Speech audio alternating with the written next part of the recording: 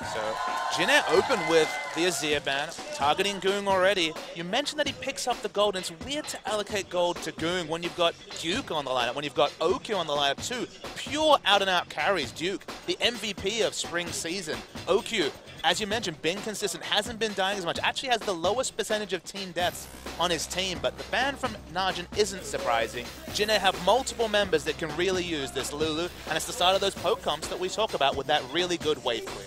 Yeah, absolutely it is. Surprises me that Najin would ban Twisted Fate on the red side, considering that Goong is a TF player himself. Braum will be banned, so that is not going to be a first pick here for Jin'e. Could be going for that early Elise, definitely a possibility. Again, that Azir is one of Goong's better champions these days, and Victor will be taken out, a favorite of GBM. So 3 bans towards GBM, of course.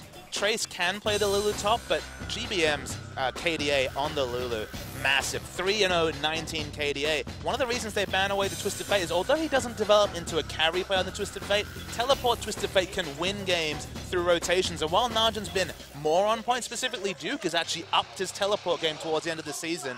This does leave up Kalista, and that's tricky, even for someone like Pilot, who might not be the A+ tier Kalista player, but Kalista's been doing a lot of winning. He's fine on Kalista. Jin'e has played a lot of Kalista this year. It's actually a pick that gets surprisingly through frequently on Jin'e's side. In the early Kalista days, Pilot and Captain Jack were both sharing Kalista duties, and they did manage to do some good work.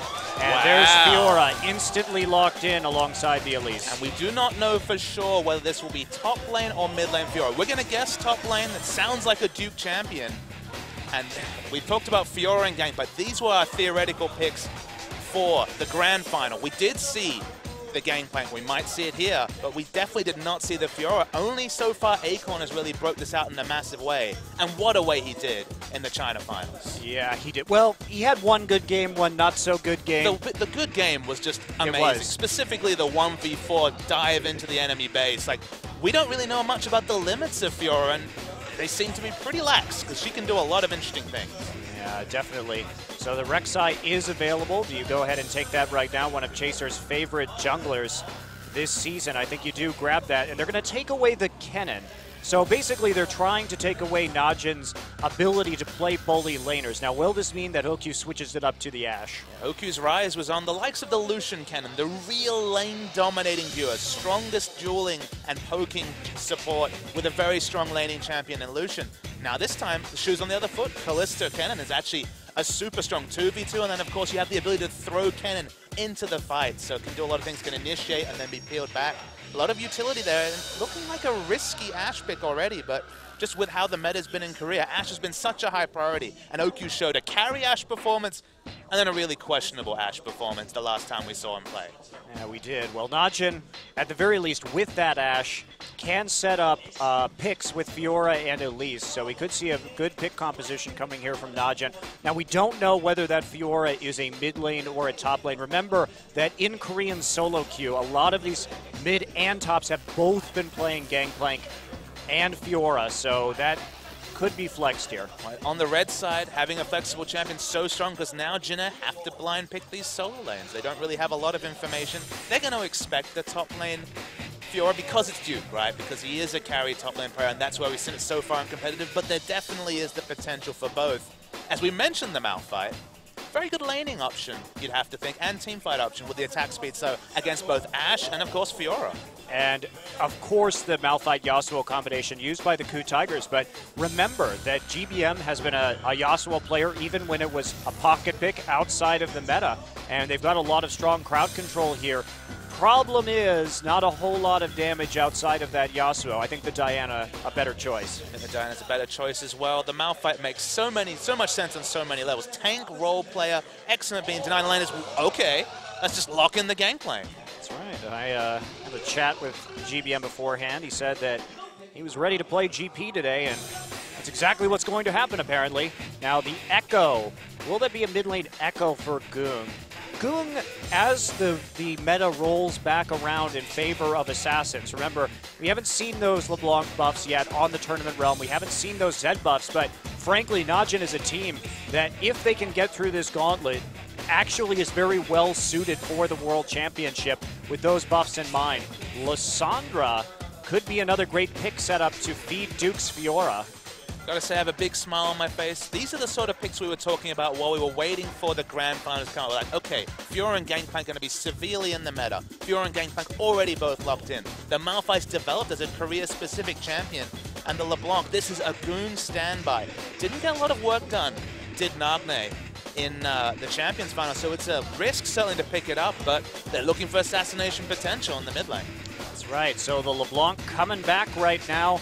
For Goong, always been one of his better champions. What can he do with it here tonight will be the question. This is a pick comp through and through. Fighting 5v5 with this will be quite tricky for Najin. They lack a lot of AoE, and they have some very squishy champions. Jinair, on the other hand, tons of AoE damage, depending on the itemization of Pilot, but that Malphite engage, the Cannon Barrage, the Slicing Maelstrom, everything going to come through. So pick versus 5v5 will be our matchups tonight. You know, Fiora's come back into the meta, and the big thing you can say about the Fiora pick is she's really empowered by a couple of things. Of course, the rework making her so much stronger, so much more reliable, but she needs initiation from someone. She's a top laner who can't really get into the backline without a bit of help. Suddenly, Elise, Ashe, LeBlanc, Alistar, all of them can initiate, all of them have hard CC. A lot of tools to help Duke really boss around a fight. I'm very curious how this Fiora Malphite top lane matchup's going to go, taking one of the safest top laners, even though he does have some problems CSing sometimes in the laning phase. And this is going to be a trick for sure. Duke is really going to be relied on to carry this game, and should see a lot of movement on the map, a lot of roaming here. And GBM on that mid gangplank. First one we are seeing in Korean League of Legends. And we are going to get into the game right now. Game 1, Najin versus Jinair.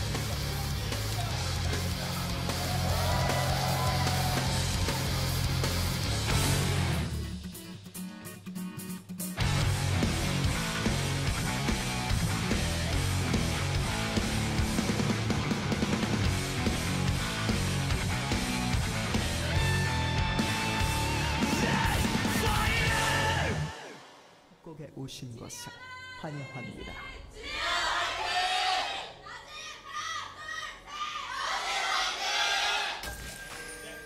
Welcome to Summoner's Rift, Game 1. The first stage here in the Korean Gauntlet.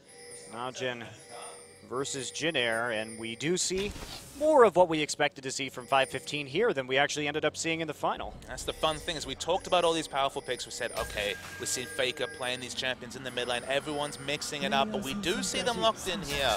So a lot of data points, and really what does these Gangplank mid lane matchups look like? Because remember, blind pick Gangplank mid, so LeBlanc is the answer. How strong is LeBlanc at the moment? Nagne, we mentioned, didn't put in the most impressive performance back at the finals, and the harass is going to be real. So only picking up 2 pots and not picking up a flask might actually struggle in lane against the Gangplank. And we'll see how he ends up doing. Of course, he won't have the same problem with the Azir trying to get into the back line that he did, Nagne did rather, with the LeBlanc against Faker. And it's a TP GP too, TP GP. Now, you think about teleport Gangplank, and of course what we usually see, because we've seen the likes of Soaz playing it in the top lane, the teleport impact, the immediate impact is minimal, because of course his real CC threat is the ultimate that's already a global, but it allows him to get through a tough laning phase. So this is a super defensive build. Consider this, going for Flask and Potions and teleport. He's just looking to get through the laning phase, but with the Q harass, the targeted harass onto LeBlanc, there's no guarantee that LeBlanc might actually have some trading issues with the Gangplank in mid. Very interesting for sure. We will see standard lanes in this game. Kennen and Kalista looking for some possible early kills. We'll see how things can go for them down there. I'm a bit concerned that Najin is picking so defensively for OQ these days, considering that nice trade right there with his passive, getting some true damage down on the distortion in, but just considering that Najin's identity has been a lot of OQ wins lane, Najin wins game.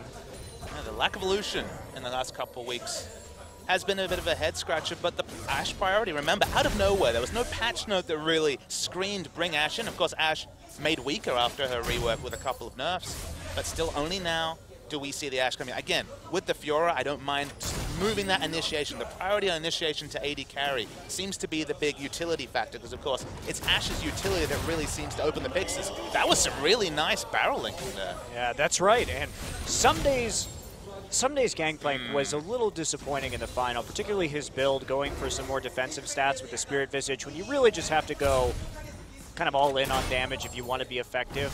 And in this case, another thing that Someday was really lacking was good barrel linking. Part of that was SK Telecom really shutting it down the instant it happened by killing the kegs first.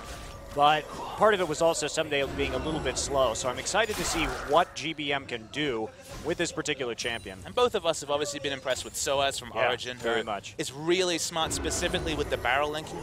It's just when you do the theory crafting about what the barrels bring to Gangplank as a champion, it gets you really excited. You think about the fact that, of course, Gangplank's Q, it's about 600 range. If you really get the overlapping circles on the kegs exactly right, you can extend that range to 1400 with 60% armor penetration and bonus damage. I know that's a lot of numbers, but it basically means that you can really superpower you and you're just doing damage in a huge AoE, and it really sticks once the Trinity Force, the Infinity Edge, and a bit of armor penetration comes into the build. Yeah, absolutely. And you know, he's a champion that offers so much zone potential too around objectives, choke point control. He's very, very strong in the professional scene. That was with just Cannon Barrage. Now with the kegs as well, there's so many no-go zones against a Gangplank and a Cannon and a mFire. Team fight positioning for an Ash, my goodness, so many things to consider. Yeah, definitely. I'm a bit concerned about this draft, though. Taking the Fiora so early, I don't really see that as a champion that Trace is likely to play. Not really Trace's style, and Jinair has a pretty defined style of Trace is going to play low farm top laners, Lulu, Rumble, Maokai, and Malphite makes sense, but other than that, putting Trace on the carry champion just isn't something that Jinair likes to do most of the time. More than 2/3 of the time, 71% of the time, Trace was on Maokai or Rumble. These by far the two synonymous champions, but Malphite's the most natural extension of that champion pool that there could ever be. It's another tank. It's so interesting to watch this matchup because you think about it on a very simple level. It's an 80 attack speed champion against an armor stacker. So it sounds like it's going to be landslide on the advantage of Malefight, and that may still be the case. Maybe Fiora won't be able to get through, but the addition of sustain and true damage when we're talking about hitting those weak points that of course come through now on Fiora, there is the potential this matchup might not be as tricky as we thought for the Fiora. And if she manages to make it a farm lane, she's probably pretty happy. We'll see how it works out. I'm still a little bit skeptical about that one. I think Fiora has many good matchups, many better ones than this Malphite, but we'll see what Duke can do because he pretty much has to go off in this game. They're really, really relying on those picks. You see GBM just going to TP right back to that mid lane turret and just keep on farming right now. So Jinair, double flask, just wants to keep on scaling to that late game. And that's where Jinair's going to have a big advantage. If they come into the late game even and they can force an objective like Baron, Najin doesn't really stand much of a chance in a 5v5 unless there are some pretty large team fighting errors. Najin just need Ashe to do damage in a late game situation with all the aforementioned backline threat. Just hard to see how they engineer that without snowballing a big lead. Whether it's a split pushing advantage, whether it's a dragon advantage, they need a lead in some objective, otherwise they will struggle in the late game. Absolutely. Well, no movement yet. GP. Doing GP things. Yep, level 6 right now. So able to affect any kind of ganks. Mostly just farming here in the jungle early. Nice deep wards in there, courtesy of Watch. Trying to control this top side right now. Give Duke a little bit of time to recall. And one ward cleared out of the river, but it's pretty passive laning phase. And Jinair is going to be quite pleased with this overall. Level 6 all-in trade, GBM. Able to sustain through, has the oranges, has the flask, had some potions as well, so pretty comfortable in the mid lane, using the barrels just for a bit of vision. And yeah, the farm game seems to suit them, so expect Najin to make some aggressive rotations specifically around the dragon. Otherwise, the farm game doesn't seem to suit them when you've got the likes of LeBlanc in the mid lane. Absolutely. Well, also those barrels on the sides, just adding a bit of slow in case there's a gank right there. Can't just use the parlay to trigger them. Sees anything that might concern him, so very interesting use of those barrels considering that it's been a relative rarity to see a mid lane Gangplank since the rework. Only a small data set, we're going to maybe see much more. Of course, still a couple of patches away at the World Championships, so hard to say really where the medal will shake out by then, but can confirm that I believe all matches left in the OGN season, which of course are the 3 career qualifiers, and next week the promotion and relegation games will be played on patch 5.15. So no 5.16 and onwards hijinks just yet. Yeah, I'm quite happy about that actually. Those changes probably shouldn't come into the professional scene until the World Championship, and we have a chance to see a couple more patches with all of the changes that have been made. It's going to be a crazy game then, you know, when we're just debuting on the world scene 5.18. It almost feels like we're back in Season 2 where Type A Assassins managed to hide their strengths until World Finals. Which team is going to be the smartest at finding scrim opponents about taking advantage of just a patch that has so little information on the competitive scene? That's certainly going to be a major factor. Duke, of course, building into the Tiamat. If you guys don't know about, you haven't been watching LPL and you haven't seen the top lane Fiora, the typical build here is going to be Tiamat and Hydra into Essence Reaver. That's what most players decide to go with. So if you see it in solo queue, it's not a troll Essence Reaver, but it just mana sustain is actually quite a big problem. So of course an auto-attack based champion like Fiora will get that mana passive quite a lot. It builds well, it builds out of the same recipe components as say a Bloodthirster, so quite comfortable there with the BF sword. So the sustain and the cooldown reduction just so necessary. The kit really craves 40% CDR, so even though it's only 10%, getting the CDR is important. Is going nice little evasive maneuvers there. But in GBM, this is just the reality of this laning phase. Going to get poked out, but if he can keep this farm advantage up, almost 10 CS up, farm advantage and no deaths as Gangplank versus LeBlanc, it's gone pretty good for GBM. Yeah, it is, and I really love the way he's playing around this lane too, just dropping those barrels on either side, like you said, for vision, but there's also, if you're farming back towards your own turret, a chance to really just chain those barrels together and harass them if they move too far forward. Duke gonna try and go in right here, but Trace easily able to back off. You can see that with the passive, actually able to do quite a lot of damage, true damage, and also the sustain coming through. Duke is winning trades against a mFire, and this is a matchup that pre-rework would have been awful for the Fiora. It's still not the best, as you mentioned, but it's getting better, and watch, looking for a gank. Yeah, Warden Tribrush, you really can't gank this one. Just trying to push him off the turret right there. Don't want to risk diving.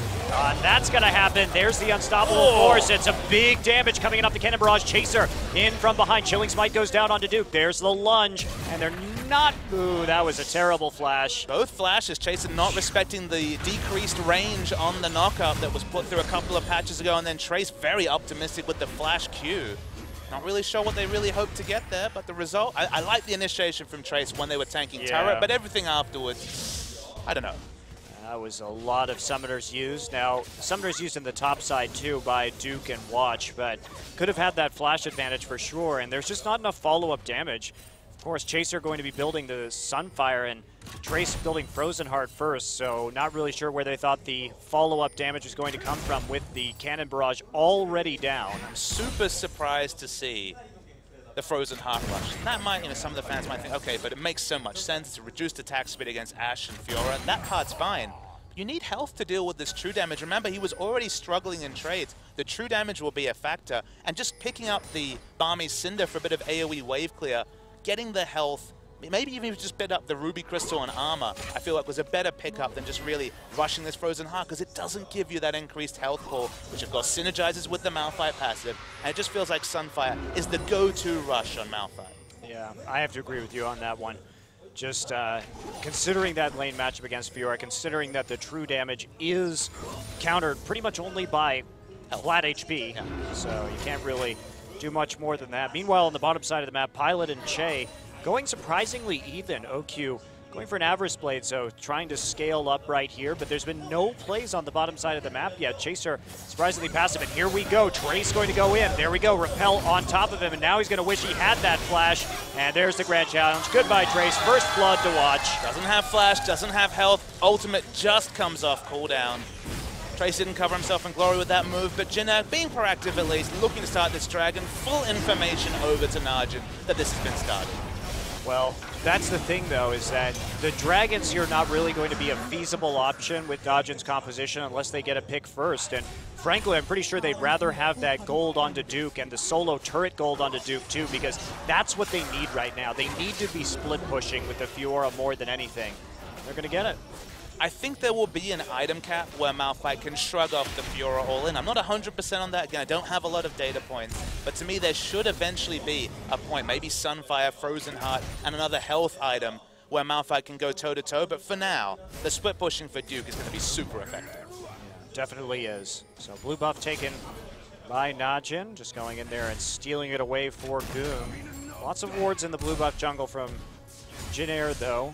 And so we'll see if they actually will try and trade that in a little bit. You can see the nice attempt at a trade, but a little bit late there on the distortion. This is a game where you really have to appreciate the matchups to know how they're going. So the fact that it's a LeBlanc who really craves early lane control, who really needs to get a snowball lead, whether it's kills, whether it's denying creeps, is behind, means that GBM is doing better than expected. GBM's having a great time in the mid lane. Looking at bottom, Callista Cannon, one of the strongest 2v2s that can really be fielded, but Jin's not known for dominating the laning phase. That's very much an OQ and pure, usually on the champions like Lucian and Kennen special. So the fact that Ashe is now about 18 CS behind, of course, is left lane and is now picking up the Krugs, but if she can keep within 10 CS, she also is doing just fine in this laning phase. Absolutely. And just no punishments. I mean, one of the few times we see a Callista plus a bully support lane where there haven't really been any ganks or plays or dives made in that bottom side in spite of double TPs. In fact, Trace has that TP advantage right now. Certainly could try and do something up against this Ashe. Of course, Ashe Alistar is very difficult to dive, absolutely. But they have the tools to try. I guess the surprising side comes from Najin. You think about Jin, this is a defensively minded team. Both Trace and GBM consistently are behind 100+ gold at 10 minutes, just looking to farm out the laning phase. GBM on trademark champions like Lulu and Xerath, Trace on the likes of the Maokai Rumble. This is very much a Jin speed game. And we think back to the last time we saw Najin, came out all guns blazing, beat the, I believe it was the Coup Tigers in game one, yep, and then fell away in that series. They were really taking it in what was a critical match for them, and that ended up paying. They ended up paying for that, specifically in the third game, where just over-aggression was their downfall. This time they've drafted aggressive. They've got LeBlanc in the mid lane. They've got a strong ganking jungle in the least.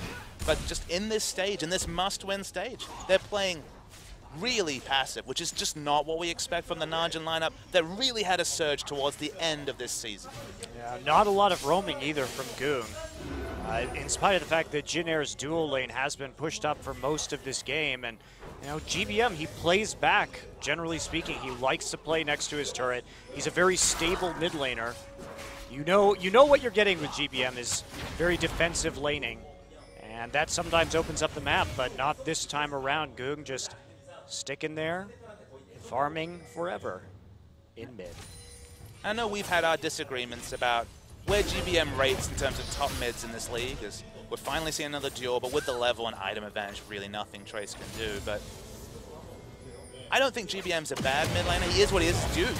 Yeah, gonna go in right there. There's the slicing maelstrom. They're gonna try and get him. Ignite goes down, and that's going to be a kill for Che. Chaser zoning out Watch right there. Not enough vision to justify pushing that far forward. And you say that, there's a lot of vision on the map, just not used. Yeah, well, he couldn't see Kennen coming in right there either through the lane. So there was that possibility of the lane gang coming in, and you do have to respect the many angles that Rek'Sai could come out of.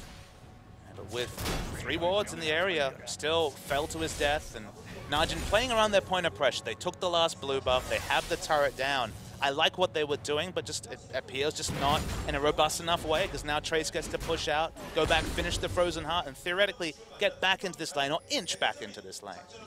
Gonna have to give up the cannon minion though, as he does see Watch waiting in the brushes, and he knows Duke's TP is up, and this is Trace too. Trace is a player who has exceptional map awareness. When it comes to decision making around safety in the lane, he so rarely dies in the laning phase. Did die this game, that's atypical, but just plays a very conservative lane, will choose to lose CS and waste the jungler's time rather than try and play aggressively for the farm. I know another player like that. His name's GBM, Monte Cristo, but they're both on the same team. And the greatest irony is that we talk about roster swaps in Champions. One of the ones that you always put forward is GBM to Najin, because Najin have a carry top laner, Najin have a carry AD carry. They have the mindset of picking up a lead, of hitting that flame horizon, of getting ahead. Surely a defensive laner like GBM might actually suit Najin to a team. Yeah, well, I definitely, it's been my theory for this entire year so far. is just send GBM to Najin, see what he can do, because what does Najin need? They just need, like you said, defensive mid laner, one with a wide champion pool. GBM doesn't have problems picking up new meta champions. Here he is. Yeah. On the gangplank. You know he can play that Fiora mid. Definitely a guy who can mix it up. So, bit of an irony that they're playing off here today, but Jin Air are getting this passive laning phase they yearn for. And man, gangplank, when he hits 3 items especially, can really go off in the late game. Yes, he can. Well, Duke just going to poke his head in right there. Attempted steal, but the wards will allow GBM to safely walk in there and take that blue buff, so not another denial coming in. Pilot has the Blade of the Ruined King. Looks like he will be going into a Hurricane next, and that's what they really need. They need that damage. I think it's the right build. I'm not always the biggest fan of Blade of the Ruined King first, but when you're against a Fiora, specifically, any melee carry, like an Aurelia, you want the Blade of the Ruined King to help with your kiting. As the damage trades, you can see, slightly going towards Duke as Dragon is on. So once again, Jin Air taking a hold of that Dragon and taking it down. There it goes. So 2 Dragons up already. Jin Air going to be quite happy with that this early in the game. And Duke not having such an easy time against Trace anymore. Watch going to come in, take a turret hit to the face. Che just waiting there for a possible dive. They want him to try and make some sort of play. And this time, you can see that Najin learning from their mistakes. This time, Watch is already there when Duke presses forward. They want to put the pressure. Finally, Goong on the roam. Che is waiting. Gonna be seen. There we go. Gonna come in. There's a slicing maelstrom. Oh boy, what a bad dive. Duke may pick up 1, but here comes GBM with the TP. And are they going to finish off this kill? Trace on the run right now. GBM coming around the side. There you go, flash, and the brutal strikes will finish it. Goong looking for the Malphite. Remember, Trace doesn't have any kind of MR, so this could be painful, and it will be quite painful. Doesn't have any health either, so not the magic resist level, not enough. Still was an overdive from Najin. Specifically, Goon needed to be leading with a ward, didn't have one. Actually did, has a warding totem, so didn't lead with a ward. Didn't see Kennen until it was too late. Real big misfire, and GBM's gonna punish it with the mid lane tower. We already saw the bot lane turret go down as well. Goon really needs to make them pay, but realistically isn't gonna be able to take out this inner turret. No, he's not. Especially he watched GBM walk out of the mid lane, so he starts to be concerned that that could be turned around. But yeah, Goons comes around the side, and Che already gets into position by the time the slicing maelstrom goes down. Even though he's super squishy, it doesn't matter. The damage was dealt. Just specifically getting the stun under the turret. Duke eventually dies. Much more slippery on Fiora now that the Q is not a targeted dash. Now you can just go freely away as a defensive mechanism. But Che has really made the difference on these roams. Yes, he's been there every time, and you, like I said, you could see that Watch had a different idea. Najin played that push correctly that time, but they didn't account for the fact that the Kennen was waiting there, caught off guard, and pulled the trigger a little bit too eagerly when they couldn't see the Kennen on the map. You'll be pleased to see that GBM has been cribbing notes from SOAS. His build, of course, was the Yomu's Ghostblade, Trinity Force, and Infinity Edge as the 3 damage core, and with the Avarice Blade in the infantry, looks like GBM's a fan. Yeah, we'll see which one he goes for first, though. He could just be using that. Oh, wow, nice dodge there. On the chains, Goom getting a little bit of damage down. Not enough to make a terribly large difference. So you were talking about using it for income, like the good old Gangplank days. Many Avarice Blades and Fairy Charms as possible. But with that longsword, probably, you're right, is going to be a brutalizer into Ghostblade. I do miss Philosopher's Stone sometimes, Monster. I do too, buddy. As a mid-Gangplank player myself, I do too. Where was your sweet spot? How many of them back in the stacking days? 2, 3? Yeah, you only need 2 for the Gangplank. 2, then an Avarice, 2 Avarice, couple of Heart of Gold. Good days. Good times. No, that was actually terrible. It was a horribly boring way to play League of Legends. It was good for Gangplank, though. Nostalgia, that's how it works, Monty. Everything before was better. No. That's why I laugh. People will say, well, Season 2 was the best. I'm like, you don't remember how boring Season 2 was. No, the AD carry mains are the loudest ones. Have you noticed? They're all like, it was the best. It's because the AD carry position was horribly broken. Remember that green part? Good times. Yeah, that thing was quite skillful to use. The win more button. Okay, we have Zeeks for that now. It's true, but it's not something the AD carry gets to pick up. And yeah, even better for the AD carry. They don't even have to spend money on it. yeah, that's true. Supports also don't miss Season 2. I guess they liked 10 pink wards on the map everywhere, but having gold is nice too. I think Oracle's supports. Which oracles though? The forever oracles or the 3-minute? The forever Oracles. The ultimate windfall. Green pot for the AD carries, Oracle's elixir for the supports.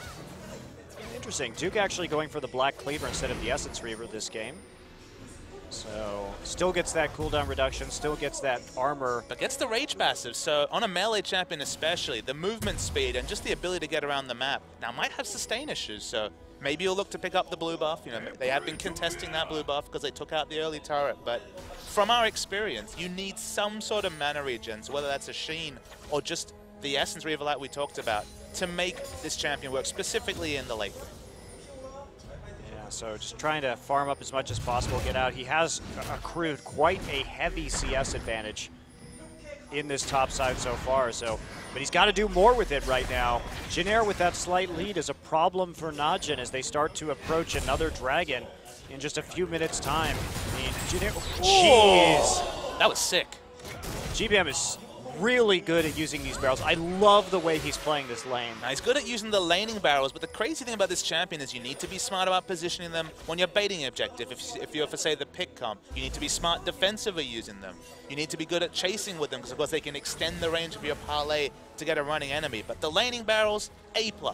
Gets the check mark for those at least. Well, especially against a slippery champion like LeBlanc, that is not the easiest to achieve those kind of barrel hits. You have to be very fast. And Duke going to try and face tank this one. He has to get out with the lunge because he doesn't want to get ulted underneath the tower. It's been happening very consistently. No cannon there this time, so he'll be relieved about that. First two dragons have already gone over to Jinair. And I don't need to explain to you, Monte Cristo, how bad it is to have a pick comp and be behind in dragons, because the catch-up mechanic really isn't there in the late game. I think it's okay if they had gotten more out of this top lane split push, but they couldn't actually pull. Well, there we go. Going to get another turret. But where do you put Fiora now is the problem. You put a killing the inhibitor, preferably. That's what they would like. That's true. That's true. But it does put more and more burden on Najin to continuously deport the top side of the map, and that's going to lose them control of all future dragons. So it is a bit of a problem right now for Najin, what their next step is. GBM must be sitting on a mountain of gold between the +8s and an AoE from the cask and also just the average speed. He hasn't shopped in a good 8 minutes. Bit risky when they're looking for that all-important third dragon to be behind and sitting on, I would guess, around 2,000 gold. Well, I don't know if they can actually realistically contest this one. They're going to try. They have that bottom turret down. Fiora they have has a lot of AD. Have that wave push forward, but this Fiora, if they can find someone. However, Najin's warding has been, most of their wards were placed in the top jungle to protect Fiora. Now they haven't been setting up for this dragon that is now live. So how are they going to get a pick right now? Najin has learned about not face-checking Malphites, so maybe they'll respect the Malphite this time. Have they? Have they, Papa? I mean, there was actually a ward there too, so I'd really hope so. Try and clear this out just a little bit more, landing that barrel in the brush. And then taking out the pink ward. So this looks like it should be pretty uncontested. Fiora may try and push up the mid lane right here, and that's what they're going to do. Will be secured by Kalista once again. Pure running choke defense right now, and they're just going to rush up the middle. So Najin responding with some more gold for themselves, but it's only a less than 1K actually lead. I mean, a lot of that's on Gangplank though, of course, with the +8 from the Q and also the average, but it's getting 10 gold more. And remember, what does a range minion give, like 16 or 18 gold? Yeah. That's, what, 60 to 70% bonus gold every minion? That's pretty huge. 18 gold right now for those ranged minions. So 25 for a melee, and that Infinity Edge is finished right now, 100%. Well, we'll see what he wants to finish first. Waiting for him to go back. We know he's sitting on a mountain. Waiting for it. He's waiting for it. May have been close. There we go. Quite have the money for it. That is a lot of items. That is a lot of items for 30 minutes. He only needs the Yoma's Ghost. That's only 500 gold on top for the 3-item build. Finished at what? 30 minutes conservatively? Assassinate the Gangplank, or a lot of damage coming your way for Najin? I don't know where Najin goes right now. They have to start seriously setting up some arrows and some Elise cocoons to make the picks, because otherwise Janair is simply just going to choke them out around these dragons. There's not enough vision to really do much right now. The Fiora is trying to get some more turrets, but that's just not enough of a gold lead. And the thing is, they've been doing the right kind of thing. They understood, okay, get a lead in our top lane. He needs to be able to split push, take some turrets down. They understood that they had the control advantage in mid, but they're doing the minimum. They got the inner turret to swap for the third dragon. The dragon control got them a turret, and then very much later an inner turret. They needed to be pressing these advantages 5 minutes early. It just feels like they're behind on their timings, and now it's just on Jinair to make them pay with the team fights. Well, the big part of that too was Najin failing to put the pressure on the top side in 2 different ganks or trading evenly. So that's not setting up for the actual aggression properly, and not pulling off the plays has slowed down or perhaps even nullified their snowball in this game. And my God, GBM is getting so scary, and he's the guy you can't pick off. You have Ashe. Good luck trying to track him down. Say that, I mean, even if he cleanses the first CC, the burst damage will take an A. He's a very low health 14. It's mid-range for a melee champion, but he's got no magic resist unless Chaser is sitting on top of him. So he is assassinatable, but you're right, it's hard to pick him out of position. But they just need to put all their focus fire on killing GBM, because he is utterly incredibly strong. Absolutely. It's going back for the Yomus. Gonna finish that right away. That should give him some more, of course, damage, but also help him dodge some of these skill shots with that burst of movement speed. So think about this. We talked about Rage Passive Fiora. Of course, same story with the Trinity Force. Activating the Yomu's Ghost Blade to get the extra movement speed. You're running so much faster than your enemies that hitting those fadeaway casts, sniping people with your powder keg is actually very possible when your flat movement speed is just so damn high. Yeah. Scary situation. Oh my goodness. All right then. All right, random arrow gonna come in. They're looking a little bit desperate to make these picks at this stage. That was such a Hail Mary. Sure, they had set up for it. They had some backup in that mid lane to follow up, but now with that threat down, Janair gonna feel a lot better about sieging. Trace 2 levels down on Duke right now, and that's the real story, of course. Duke about to pass that flame horizon of 100 CS. However, it's not really the most impactful against Malphite. Does it actually matter? I mean, Malphite doesn't need that much CS to be effective. Their reliable initiation, though, is Trace, and he's caught slowly losing his turrets. Realistically, he can't do much more than that without help. The only other initiation is Cannon, and a support Cannon running at you. Very rarely going to get the big initiation, might even get assassinated, but falls low. They need to get this teleport play, so the longer it's like this, where Duke is slowly chipping away and taking inner turrets, that's really all Najin can hope for, and that's kind of the worry. Yeah, that is a concern. 4th dragon coming up in a minute and a half, and here we go. Hello, Baron. And there's the Hawk Shot coming in. They're going to know this is going down. What is the call going to be? It's nearly dead already. Pilot has about 1 billion spears in that thing, so it's going to be taken in the end. You can't steal that watch, and that's going to be a free Baron. So Watch has been good with the mechanics, not so much there, as Trace very even between Trace and Fiora, but notice no real health items out of the Spectre's Cowl and the Balmy Cinder, so Purchase is going to come in very soon, and with that Sunfire, it's going to start to tip towards Malphite, at least in terms of keeping it competitive in the split push. And we'll see if, nope, he's going to go for Randuin's next. GBM not having used that Cannon Barrage on the Baron take, but because Duke was so close to Trace, there was no real possibility of a teleport right there to fight at that Baron. Banner of Command now up for Che. Uh-oh.